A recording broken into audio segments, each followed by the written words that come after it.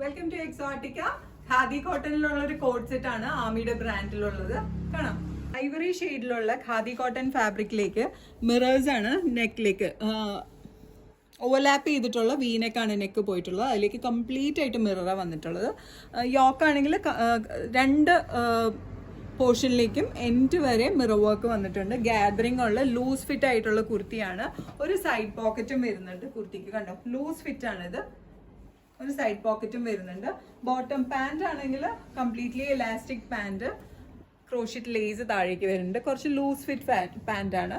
സ്ലീവിന്റെ എൻഡിലേക്കും crochet lace വരുന്നുണ്ട്. Available ആയിട്ടുള്ള sizes medium, large, XL and double XL sizes ആണ്.